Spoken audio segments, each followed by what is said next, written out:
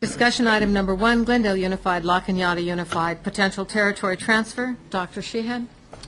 I want to thank everybody who spoke.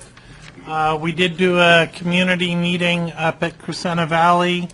Robin Battles, who is president of the CV Town Council, is in attendance. CV Town Council also has it on their agenda for Thursday, and will be taking comment, and all those comments will be forwarded to the board, because we want to make sure that the community has the opportunity to express themselves on this issue. And so tonight will be the first of 2 discussion items we have at the board. It will be on this board agenda, and then the May 6th board agenda. Our May 13th is strictly a ceremonial board meeting, and then on the 20th is when we are looking at potentially taking it to action. So with that, I am going to turn it over to Ms. Eva Luke. Thank you, Dr. Sheehan. And we have a PowerPoint for you this evening that will really just summarize some of the information that I think most of us here in the audience are familiar with already. And then following my PowerPoint, we have someone very special with us, Dr. Allison Deegan, and she is with the LA County Office of Ed, and she's going to walk through some of the forms that were provided to you and what the process is as you go through the county if you were to do a territory transfer. So with that, my clicker will work. It is on. Next slide, please. You can do it in the back. Okay. So Proceed. as we go through and oh, they're helping me from the back. Thank you.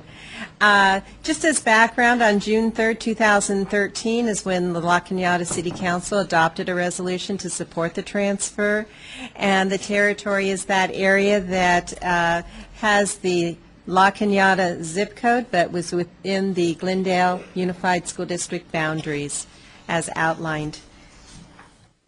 The La Cañada School District, we'll go to the next slide, they took their action to adopt a resolution on August 6th, then on October 15th, and then they reconfirmed that on January 7th as they had a change in their board membership.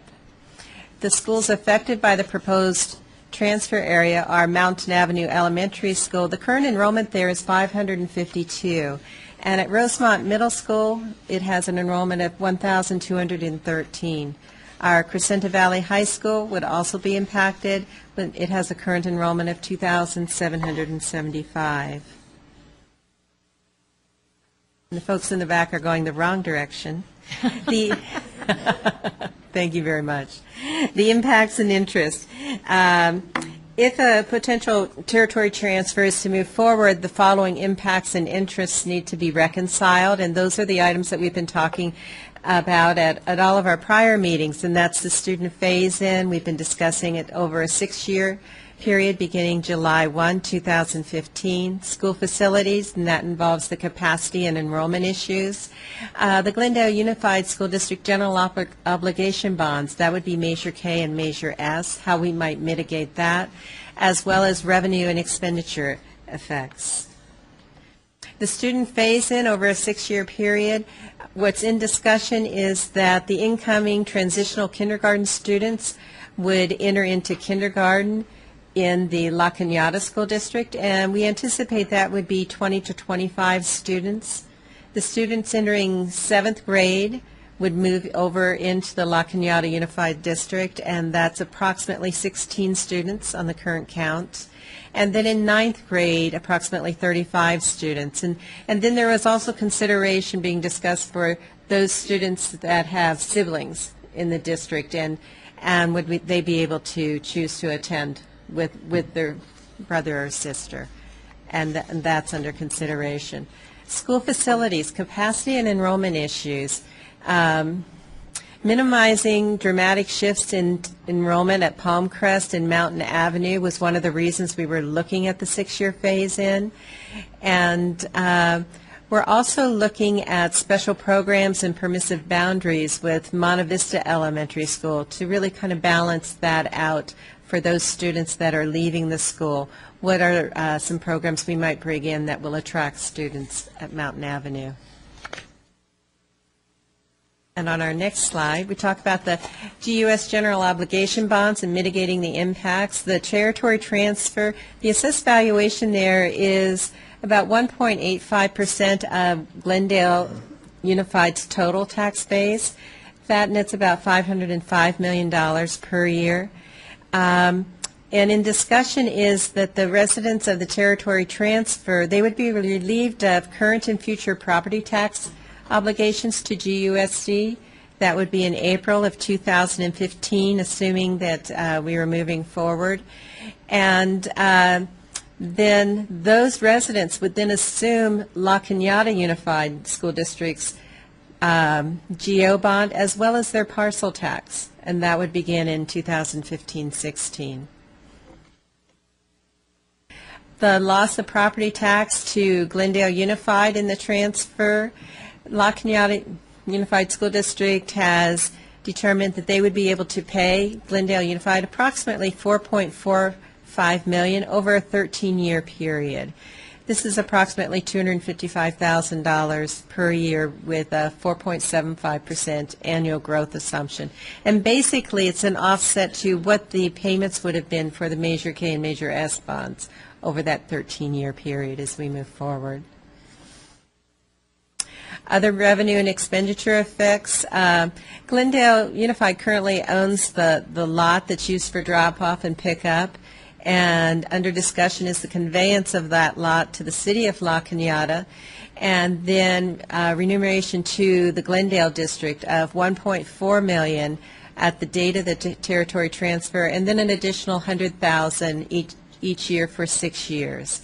Under discussion is also the access to the pedestrian bridge for at least 6 years, and I know that we've heard from several there's a desire to lengthen that time period. As mentioned previously by Dr. Sheehan, this is going to come back for additional discussion at the May 6th board meeting, and then we will bring it back to the third board meeting in May for resolution as to where the board would like us to move on this item. And that provides the background information, the general overview. And if I could please ask Dr. Allison Deegan if she might want to come to our podium, and it's very generous of her to be with us this evening. It's quite a Despite a rough voice, I'm a little bit under the weather, so hopefully let me know if you can't hear me. I have a couple of handouts. One is this pink one, which I'll get to in a moment, and then the other is the general packet of information that is distributed by the county committee. And I'll walk through some of the documents and also the multi-document packet of information. And my purpose tonight is unfortunately not to answer specific questions about a potential petition because the committee hasn't received one yet, and they would only be able to review and comment and opine on the formation of that petition if and when it comes to them. The County Office of Education staff is the neutral authority that staffs the process of the county committee and the work that it does. So we don't play a role in the decision making at all. We're just the staff, and part of that role is to respond to any board that requests additional information. So there's a lot of information here. We can't and probably shouldn't go over all of it tonight. It's quite dense, but they'll be, given your timeline, I think there'll be ample time to ask for more specific information if you have it, and then if a petition comes forward as that process unfolds, a key part of it is our office soliciting additional in-depth information from both districts. So when the committee hears the proposal in full, it has all the information in front of it that it needs to decide.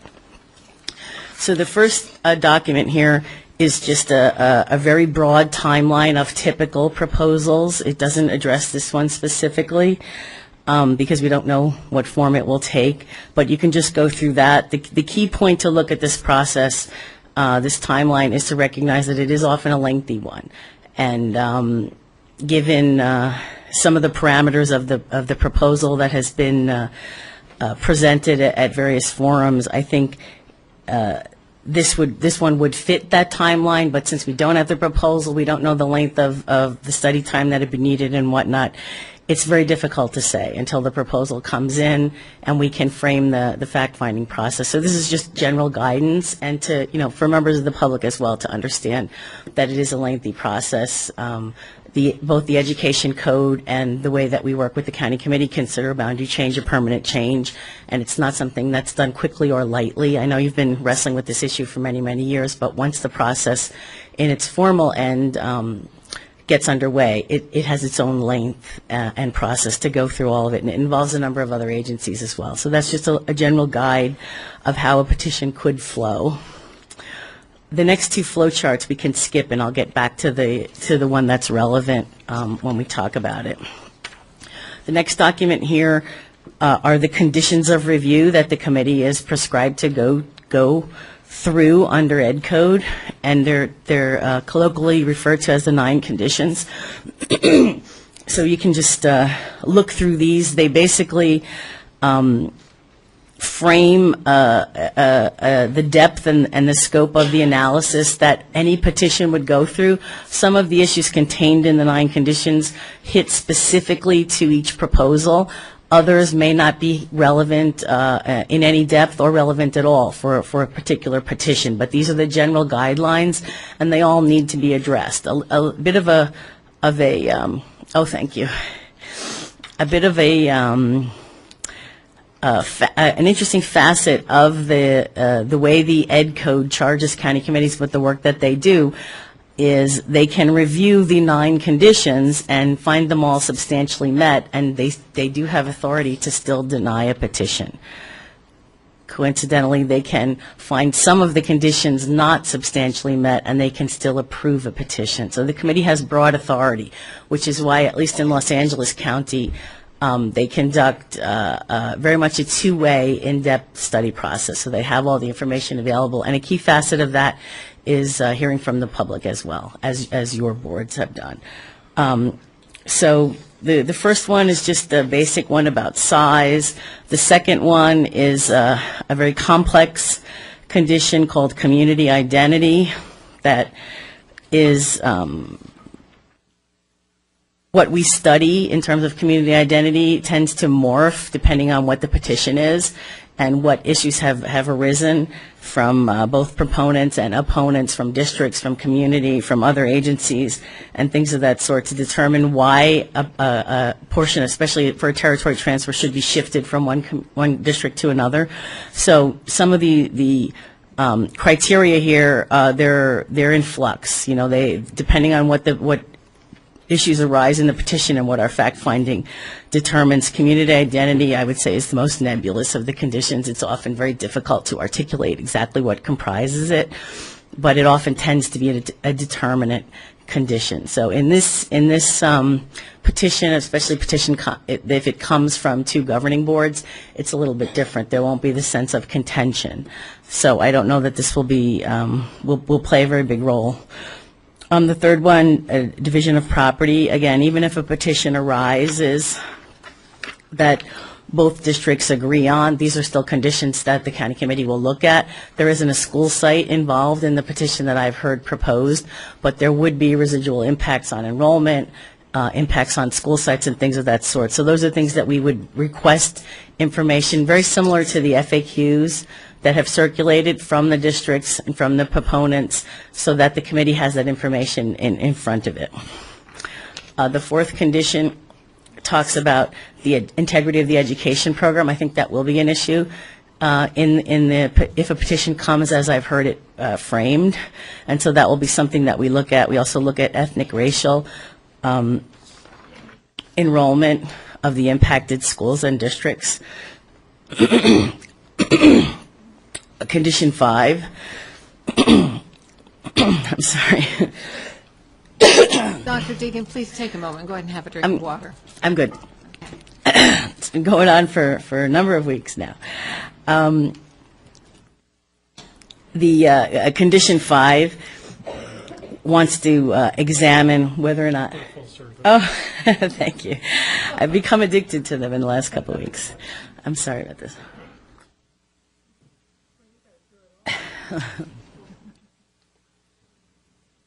Condition 5 talks about costs to the state, and this is usually related to, will a new school have to be built, and things of that significant impact of loss of ADA and things of that sort. So, again, these are the general conditions that are examined, some of which will be specifically relevant in this petition and some that won't. Condition 6 also talks about the educational program. Condition 7 specifically talks about facilities. 8, there's a prohibition in code that a petition, a proposal to reorganize a district cannot be motivated by an increase in property values. So that is definitely a condition that is examined in just about every petition. And condition 9 talks about fiscal management of the district, that it remains sound for both districts after the reorganization. There is technically a condition 10, which is basically anything else that the committee deems relevant and that the proponents and opponents want to present. The county committee in this instance, I'm going to skip what we have right here, and I'll get to this when we go through the flow chart, so that's just a little more linear for you. I'll just take you through what a typical process of this sort would be like. If you turn one more page, you'll get to the Q&A. And I won't read this to you, but it just gives you the general outline of who the county committee is. There's one in every county. In some counties, they are also the county board of ed. They do double duty. But in Los Angeles County, we have a separate county committee.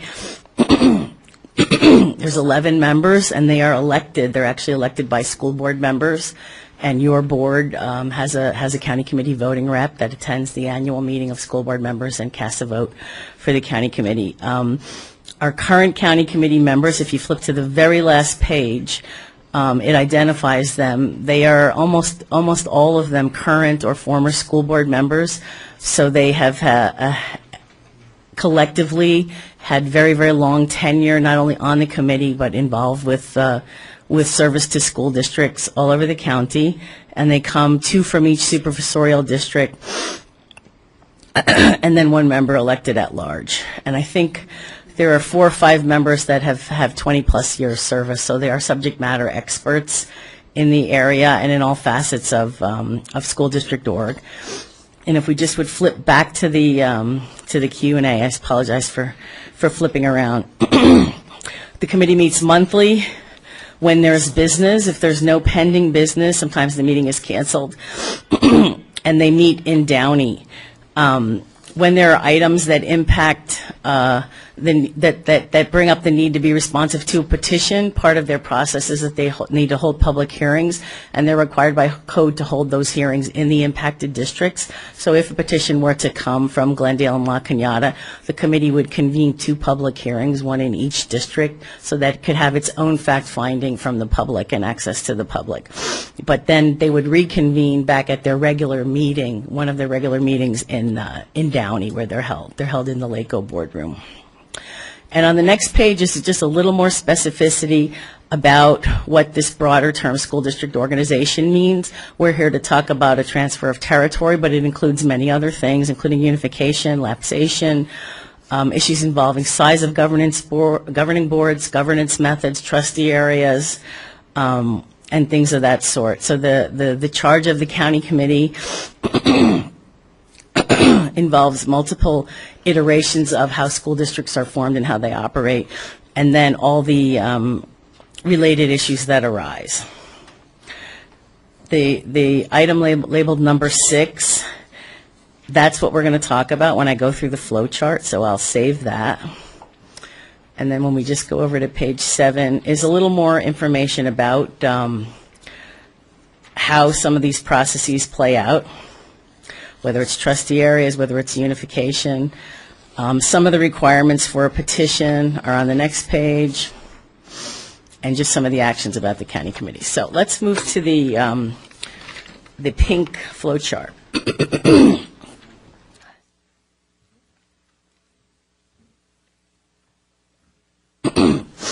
If a petition comes to the county committee, this will be a somewhat unusual petition. The most unusual type are those submitted by one or more school boards. And typically a petition will come from members of the public, and they'll have had to gather a requisite number of signatures that are then validated and all of that.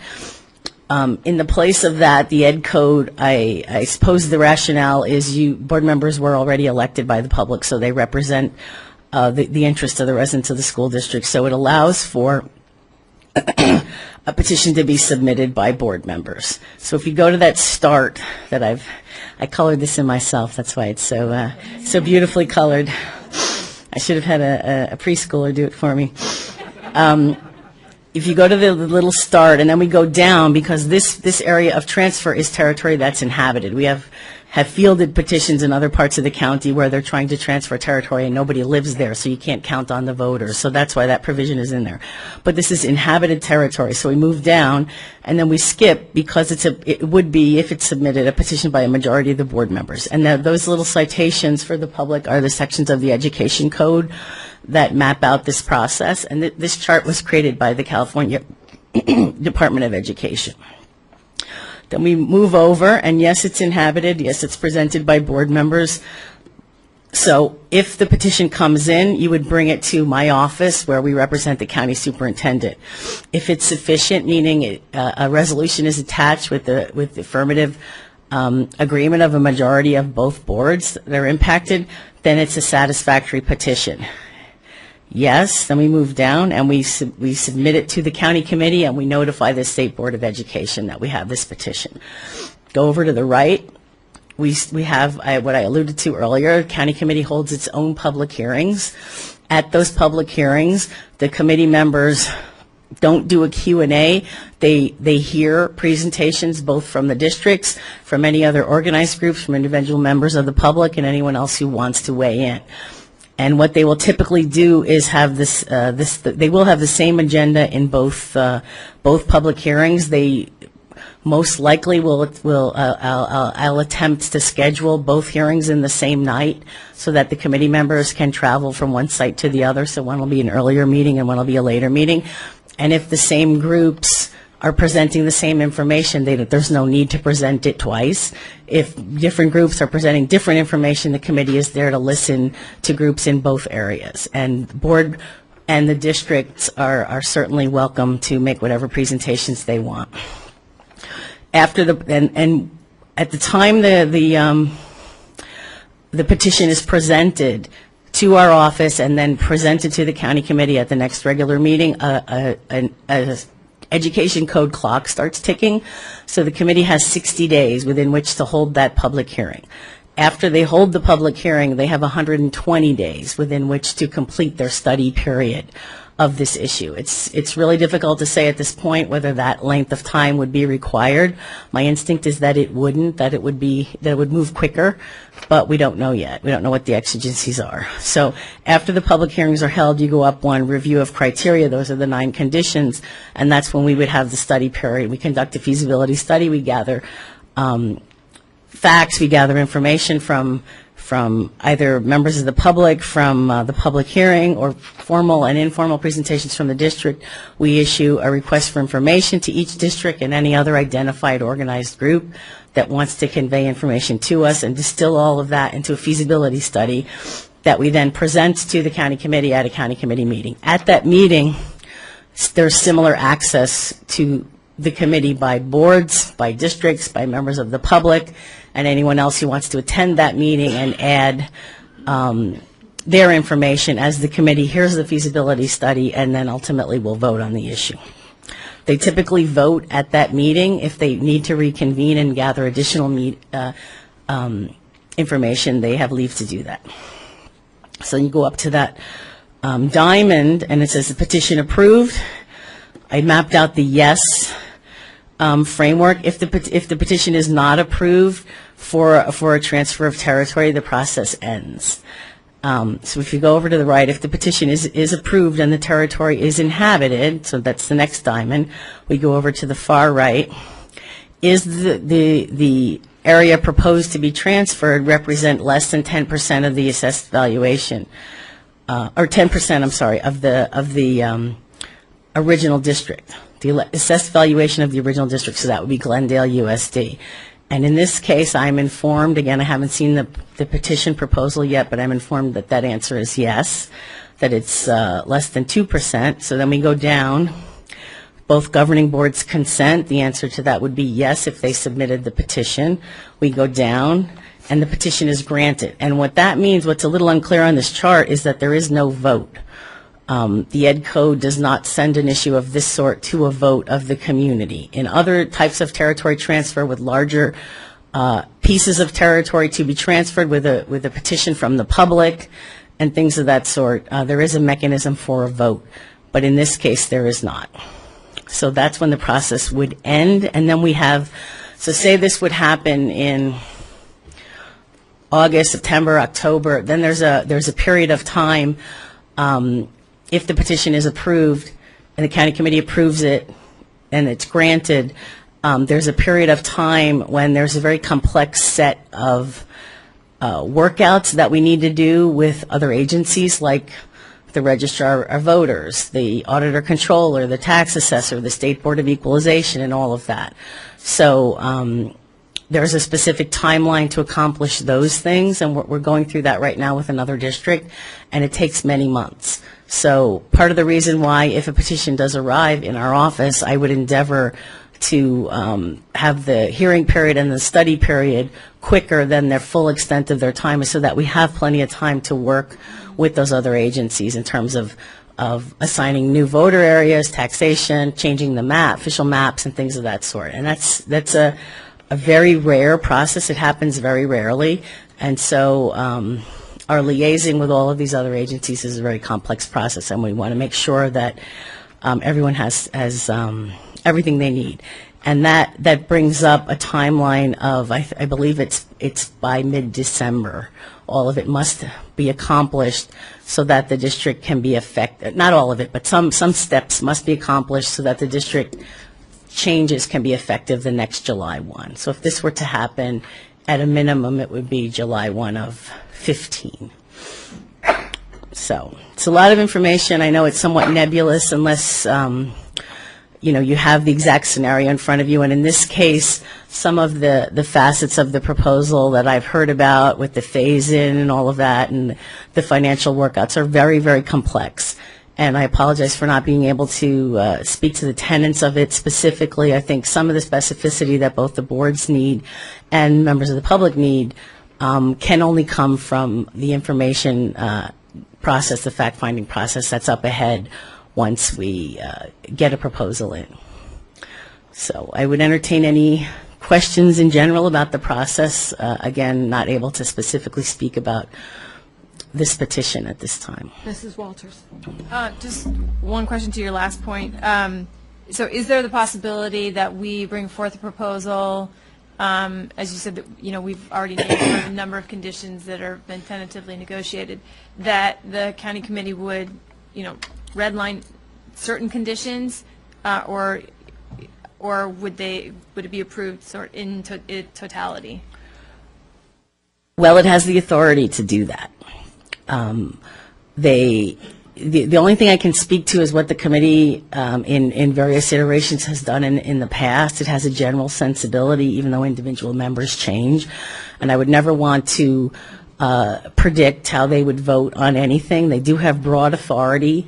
They also give great deference to the autonomy of boards, especially when they agree with a specifically negotiated agreement. I've seen no interest in the committee in breaking all that apart just for the exercise of it. So it's possible, but not probable. I would say yes, and I couldn't predict because the tone of the discussion is certainly informed by the steps that we take prior to, but that's a live meeting. Exigencies happen, information comes forward. A certain issue of emphasis rises that maybe wasn't anticipated. Those are the things that we don't know. But as I said, all having been, with one exception, having been current or former board members, they have the deepest respect for the autonomy of boards and the work that boards that come together with a negotiated proposal have done. Okay, and then I guess my previous understanding was is once this process started, so once the proposal was submitted, that basically then it was sort of out of our hands and completely in the hands of the county. However, it sounds like there are some points along the way then for input. So Without a doubt, without a doubt. Okay. The way we typically describe it is once a petition starts, even if you all decided you didn't want it anymore, there is, unfortunately is no mechanism in code to call it back. Great. So even if we have a hearing at empty room, we still have to go through the motions. The committee, again, my estimation of their sensibility, they fully recognize that this is a big county. They couldn't possibly understand the nuances of each locality and rely and really require boards, districts, community members, other interested parties to put that information forward. We can't send 60 Minutes out there to find everything. We can only set up forums, and we hope that people will come and participate. We can only issue queries, and we hope that they are as responsive as can be, and then we distill that information for the committee. And I have never been to a hearing or a committee meeting when they've reviewed a petition where new questions haven't arisen. They just do. It's the nature of school district organization and how nebulous it can be at times and how passionate the interests can be at times. But we make our very best effort. That's the charge that we have in service to the committee. And if they need more, they'll ask us. And they won't decide without critical information. Thank you very much. Thanks for bringing this very Any other board member have questions for Dr. Deegan? Dr. Garpetian? Yes, I have a question. So just for clarification, all these 10 conditions have to be met in order for the petition to be approved by No. No. Okay. It's a bit of a confusing facet of the school district organization process under the education code. They are required to review the conditions as part of their review of a petition. They review the conditions one by one and decide if they are substantially met. Substantially met. Okay. Some of them, again, this is a very narrowly scoped petition. This is, if it comes, this isn't a general new unification or some type of different type of a transfer of territory. So quite a few of the conditions won't even be relevant here. They'll still need to review them and decide if they're substantially met and or not relevant. The code gives the county committee the authority to find that the conditions are met but still deny a petition. The code gives them the authority to decide that the conditions are not all substantially met and still approve the petition. It gives them broad authority to distill all of this information and vote. Thank you. Any questions? Not to her, no. Dr. Deegan, thank you very much Thank for you so giving us much. your time this evening. We very much appreciate it. Sorry for the croaking. No worries. We've all been through that up here, too. And I will take these cough drops. Another question, I have comments. And this goes for members of the public as well. You can go to our website, lacoe.edu, if you want to contact our office and ask additional questions. We have some information that's already ready available there, but if any board members or any district staff want additional information in advance of submitting a petition, feel free to contact us. Thank you very, very much. Any discussion from the board? Mr. Krikorian. Comments. Couple of comments. I want to step back and look at the situation. I want to embark on one statement here first to set the tone of what I'm going to say. July 4th marks only the 238th year of our nation's birth. And think about that standpoint there. Of our nation's only 238 years old, and that's a very young country. And having the pleasure of growing up in Connecticut, we had school districts in Glastonbury, Connecticut, that were regions, and we used to call them region areas, and we'd be in Litchfield County, and we had 3 or 4 cities that were together in one school district, and we all worked together. Obviously, it was Connecticut, and I know we had our luck with both men and women winning basketball. Yes, Our Yukon congratulations. Huskies. But I had the pleasure, too, I had to get my Connecticut Huskies in there, I had to, but I was also blessed that my mother was from Ohio, and I used to tease my mom all the time, saying, do you know Ohio used to be the Connecticut territory? And it's true. And we look at things in life, and we can say, look at the lines of the Hatfield McCoys and these boundaries. And I just took a little exception to one of the comments about one of our schools personally. I know we're talking about the greater good for all kids and all of our community, but I took a little exception to someone making comments about one of our schools, Vertigo Woodlands, which I'm extremely proud of. Those parents are awesome. Matter of fact, we have a couple dads from there, from Big Voodoo Daddy from the band. We have a lot of parents in the school district. Matter of fact, at my school, where my kids are partaked in, at Balboa Elementary School, we had Craig Bartlett's kids in there from Rugrats, and his kids were in our school. So it doesn't mean someone's grass is greener overside the fence. So that one line there doesn't swing with me, personally. But I'm for working and being blessed to serve on the board with Gene Bentley, working with Ginny Delbeck, and also Scott Tracy, and also Susan Boyd, and the great relationship we have with Five Star. We have a great working relationship, and one of the things I embarked in was some communications over a year ago with Scott, and I think it makes sense for us to do this as a board. Obviously, I know it's a discussion item, but I just wanted to paint the picture, too, that we have to look at that we're in this nation together to help our kids grow. And I know Harry and I are involved in Boy Scouts, and we have troops, and I heard someone say about Region 13, Region 88.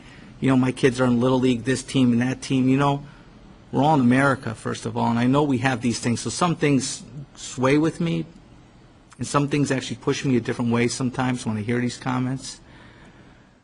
But end of the day, I think something like this does make sense at this point where we're at, and I'm really encouraged that we're at this point. And, you know, far too many times elected bodies bump heads, and they don't roll up their sleeves, and they end up putting dollars in legal pockets and law firms' pockets, and no one wins. And everyone could yell to their blue in the face, and no one's going to hear each other's challenges we all have.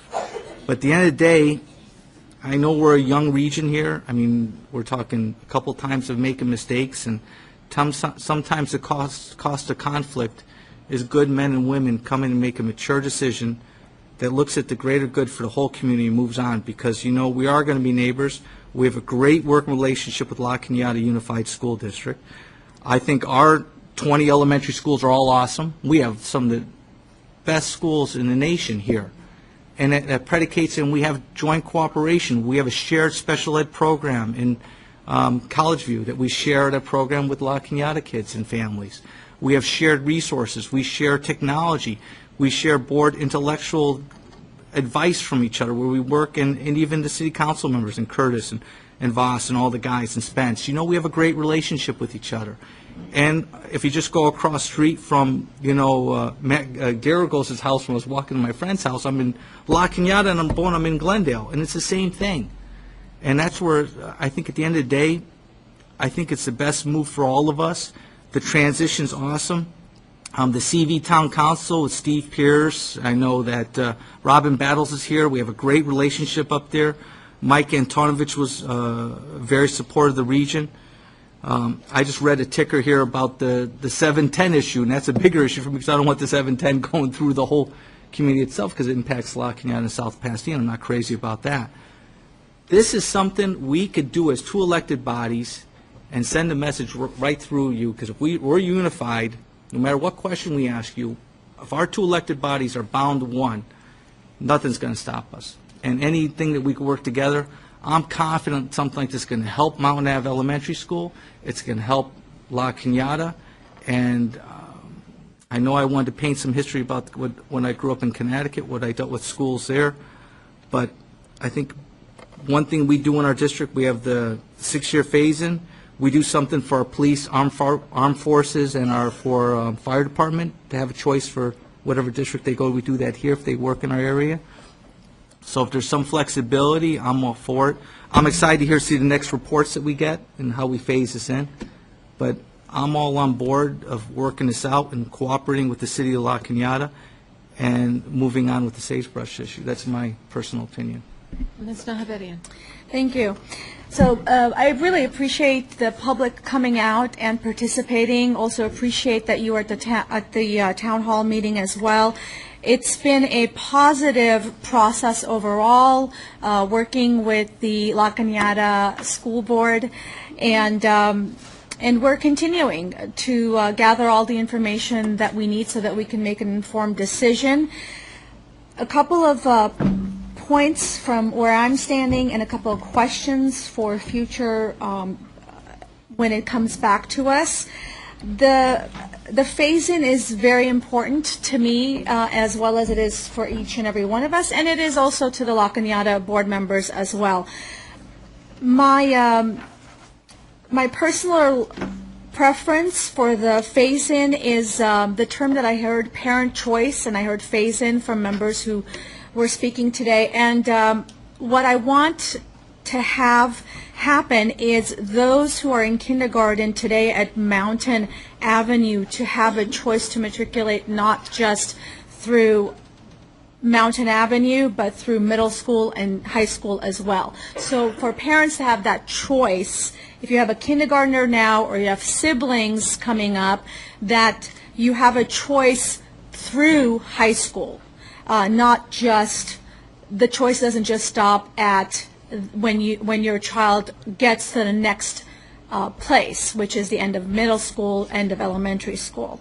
So I want to be clear on that. My question also for the future is those who are walking distance to Mountain Avenue, Dr. Sheehan, I wonder if they can have, if there could be further choice beyond who's in kindergarten school right now, those who are walking distance. Some sort of accommodations that could be made around that, so that students or families who want to attend Mountain Avenue and they are so close to Mountain Avenue Elementary School, that they're closer to Mountain that they all are to Palm, I wonder what we can do around that. And I heard questions about the pedestrian bridge.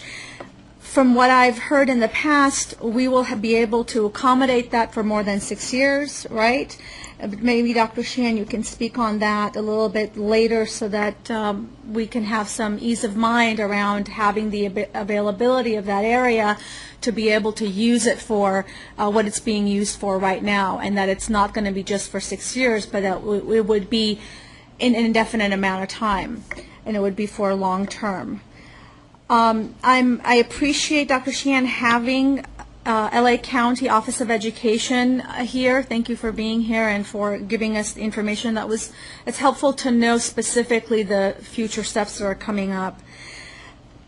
And we have to be mindful that, as you said, new questions will arise at the county committee. So as much due diligence as we're doing now, both sides or all sides have to be aware that other things that perhaps we haven't caught, the county committee will be able to ask about or catch. So let's take it one step at a time and do our diligence as well as we're doing.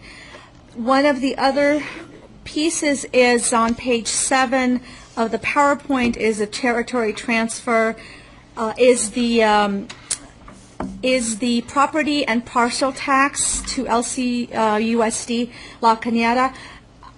I think it's important to say the dollar amounts of what is expected of the current transfer area. So, Ms. Luke, if you have that information, if you can tell us, because I want there to be as much clarity and information as possible as to what's coming up. Do you have those numbers that you can share with us? I need to bring that forward. I'm not sure what the property tax rate is for the La Cañada general obligation bonds. That's what you're asking? Yes, yes. I need to get that information. The parcel tax, I believe, is $450 per year, so that would be 2 payments of $225, but I need to verify the rate on their bond versus our bond. So let's have that. I believe it's at $100, and then it drops off significantly in the very near future. But okay. And let's have that. And I would also recommend, and this may have happened in the CD Weekly already, and I know that Glendale News Press covered it.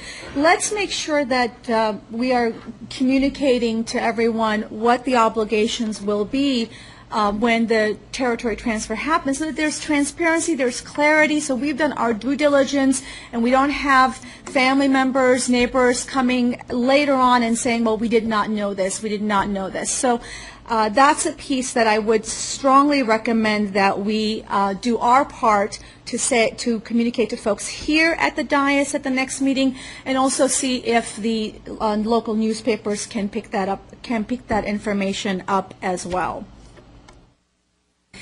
You know, what I'm hearing from those who are present and those who were present at the town hall meeting is that overwhelming majority of you are wanting the transfer to happen, and you are also wanting to leave your kids at Mountain Avenue Elementary School. And so if you are representative of those who are out there, and I would say that you are, because we have done a pretty good job of reaching out to our parents, and that would be my sense of it, that you are here and you're speaking up, and you spoke up at the town hall meeting. So, you know, I'm taking that into consideration as well. So lastly, I would say that Mountain Avenue is a terrific elementary school, and it's going to continue to be terrific. I'm confident that whatever in the long term, it's going to be a phase-in, and whatever happens in terms of enrollment, I know that our district is planning ahead, and it's going to be a place where kids are going to do great. It's going to thrive. We're going to have continued parent participation, and I know that we're looking forward to doing whatever we need to do in terms of preparing for the enrollment changes that possibly may come out of this. And that's it for round one, Ms. Boger. Thank you. Dr. Garapetian, do you have any comments? I do. Please. Okay, I've thought a lot about this, and you know what I hear from the most of the comments, the word choice comes up a lot. You know, we would like to have a choice. My kids, you know, one kid wants to have a choice to go to Glendale Unified, the other one wants to have a choice to go to La Cañada. You know, Sagebrush is a lucky place. You know, you can get, you know, it's the best of the two worlds, and if we call the territory off tonight and say, you know, it's it's an open enrollment, you know what? Your kids are the luckiest kids in the world. They have the choice of GUSD and La Cañada. So that's how I see it. Just a comment on some of the comments that parents brought up. You know, one lady said, we want to get, you know, our kids want to get their freedom. I mean, come on, please. The comment about Verdugo Woodlands, completely out of line. I'm a Verdugo Woodland parent for 9 years. I'm going to be there for another 5 more years. So please, if you make comments, it's just those are very unfair comments.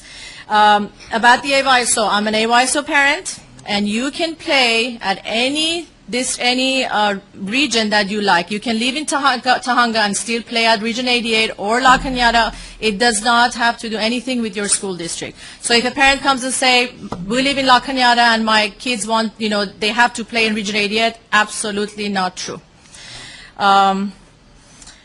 What else? Let's see. You know, Mr. Krikoria made a comment that this will help Mountain Avenue.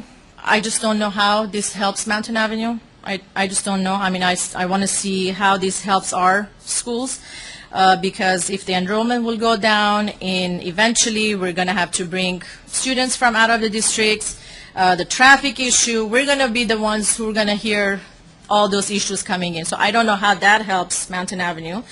Also, I would like to see, before we make any decisions, I would like to see more of a plan for our schools, because that's the priority for me. I would like to see what will be the plan. What are we going to do, let's say, if this territory is happening and, you know, under the revenue and expenditure effects, what are we going to do with that money? How are we going to spend that? How are we planning it with Monte Vista, with Mountain Avenue? I think those are the things that I would like to see more as far as what are the plans are for our kids.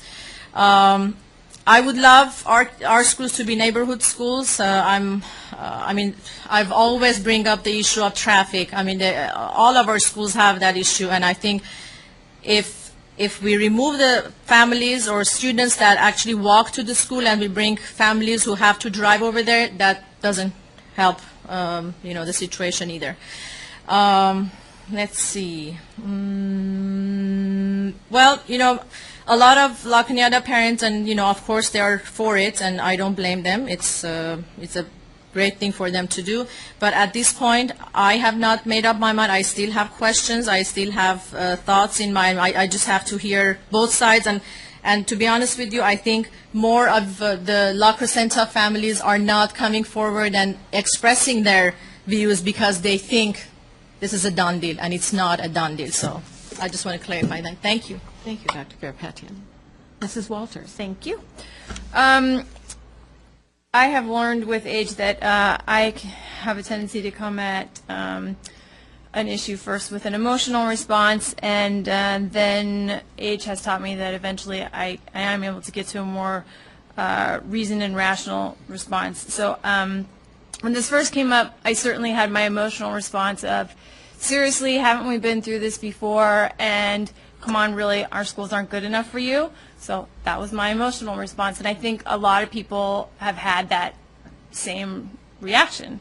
And one of the other things that I've learned being on this board is that the more time that I take to listen to different points of views, to really understand, that sometimes I change my mind.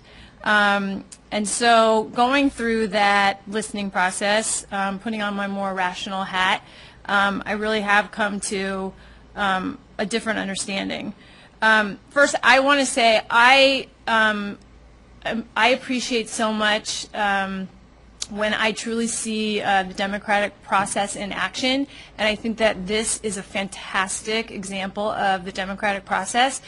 We have an issue, we have something that we have, two sides, we don't necessarily agree on it, and yet we've been able to engage in a civil dialogue about it. We have taken time to explore all the different issues around it. We really, I think, listened to each other about our differing points of view and tried to understand and really tried to discern the complexities and what is the best solution in this situation. And so I'm really very thankful to the City of La Cañada and the school board there, as well as our own community and the community members, for really engaging in to me, this is the model of how problems need to be solved. So I need to say that, regardless of what the outcome of this is, I think the process has been tremendous, and that everyone involved really should be acknowledged. One of the strongest things I've heard is avoiding litigation. The last time we did this, it was ugly, it was long, it was expensive. It was fruitless in the end, and so I definitely agree. I do not want to. When we talk about spending money, waste, fraud, and abuse, having attorneys, beat each other up over this is something I really am not interested in. One of my frustrations has been, I think, and this is to those I think that are looking at this a little bit more emotionally, when we talk about money and doing, and how money influences a decision, we are spending money on our children. So this is not having the best interest of our children versus talking about money. Those are not exclusive conversations. That's the same conversation. It's our responsibility to make sure that we have the money that we need to adequately educate our children. It costs money. You spend money on your children too. So so I get frustrated, and I think that's probably the most emotional response that I have, is when people, accuse us of only looking at the money. Of course we're looking at the money, because that is how we fund an excellent education. And here, if there were to be a, quote, hostile takeover of the Sagebrush area, and Glendale would be a tremendous loser, in that not only do we lose operational money that funds all of our students, so this wouldn't just impact the students in the Sagebrush area, this impacts the entire district. It takes operational money, and it would take some of the bond money that we have made very careful plans for on the improvements that we are going to be making throughout the district, and so it impacts that as well. So yeah, we are concerned about the money, and fortunately La Cañada has understood that and has really worked with us in negotiating this and trying to help mitigate that impact over a period of time, because it is in the best interest of all of our children that we do that. I am very thankful. I think we are taking a reasonable approach to this. I think the phase-in really gives us time to adjust to these changes. It is a linear process. I know the people of in Mountain Avenue are concerned what might happen should this transition happen. Now, what's going to happen to Mountain Avenue? And wanted us to answer that question first. Well, unfortunately, this is a linear process, and so the decision needs to be made first about whether or not the sagebrush transfer will happen or not before we can really make any plans about Mountain Avenue. I'm committed to that being what happens after, being another very democratic process, if you will, where there's a lot of conversation. We listen to the concerns and the needs of the community and then make our decisions from there. One thing I want to make sure we're clear about is there's three entities here. There's the city of La Cañada. It's actually not even the city of Glendale. It's the county of Los Angeles. And when we're talking about you got nice sidewalks and then you have not so nice sidewalks, that's actually the county. Rather than, I guess, I live in Glendale, so I'm like, don't be a harping on Glendale. I have nice sidewalks in my house.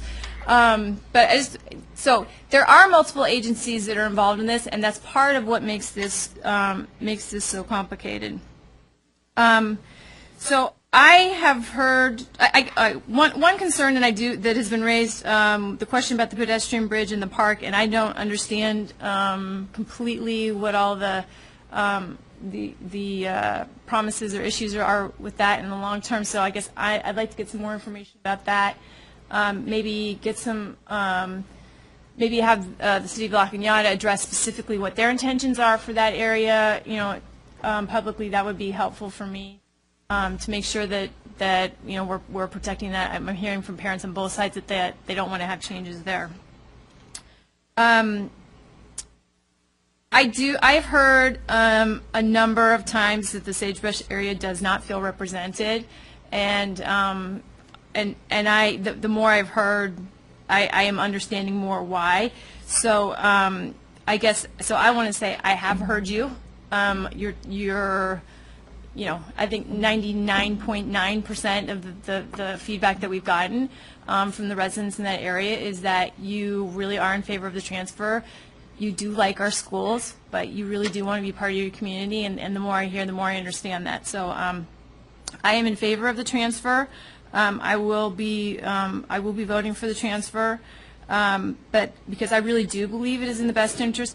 The one thing I think that's hard is, I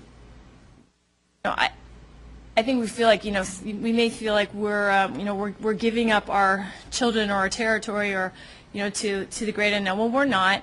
We're giving it up to La Cañada Unified, which happens to be an excellent partner with us as well in so many things. So I guess I have a lot of confidence that this is the right thing to do. I'm very much in favor, though, of continuing to insistent that there is permissibility between the two districts, so that those that still want to come to Glendale schools are able to without any issue.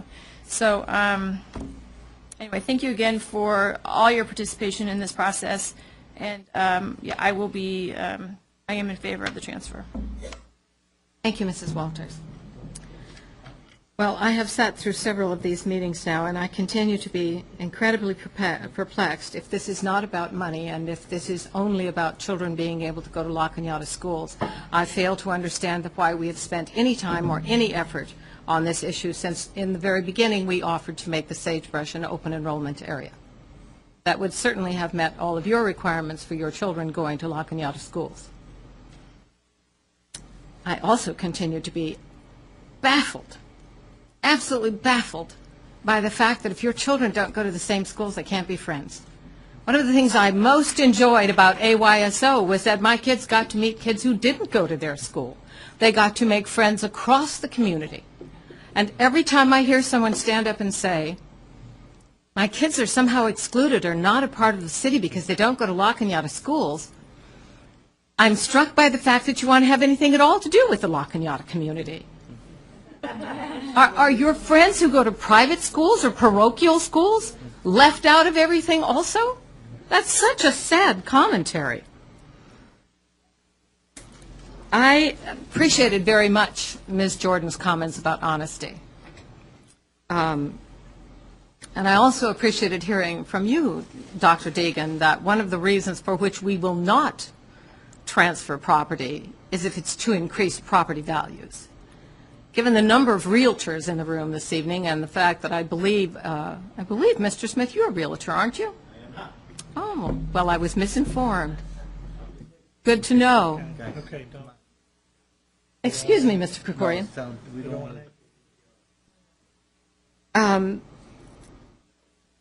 I realize that La Cañada is not going to fare well with the new local control funding formula, and I regret that. I was one of those people who, as a part of the California Association of Suburban School Districts, fought very hard to prevent the inequities that we all feel are occurring with local control funding. But I don't necessarily think that that means that it's our obligation to save La Cañada. I appreciate the democratic process, but I also easily recognize a well-orchestrated turnout, having been the orchestrator of many of them myself over the years. I am an elected official, and I am allowed to make decisions for the school district as a part of this board, but I was not empowered with the authority to tax people. That was an authority that was taken away from us some years ago. And the problem with me and Sagebrush is very basically this. You are asking me to tell a whole group of people that their property taxes are going to go up and they're going to pay a $400 a year parcel tax, plus or minus, that they didn't get to vote upon. I will be happy to say au revoir to Sagebrush when I have had the opportunity to be presented with evidence that the majority of the registered voters of the Sagebrush territory are willing to assume that taxation. I happen to remember my American history fairly well, and it is my understanding and my remembrance that taxation without representation is tyranny, and I don't wish to be a tyrant. So if this board can collectively, with the help of our superintendent, find a way to contact the registered voters of the Sagebrush area, and we hear back from them, and there is a clear majority that are willing to assume this taxation, then I bid you adieu. Anything further? Moving on, discussion item number 2, Memorandum of Understanding with Glendale Teachers Association to close 2012-13 and 2013-14 negotiations. Dr. Sheehan?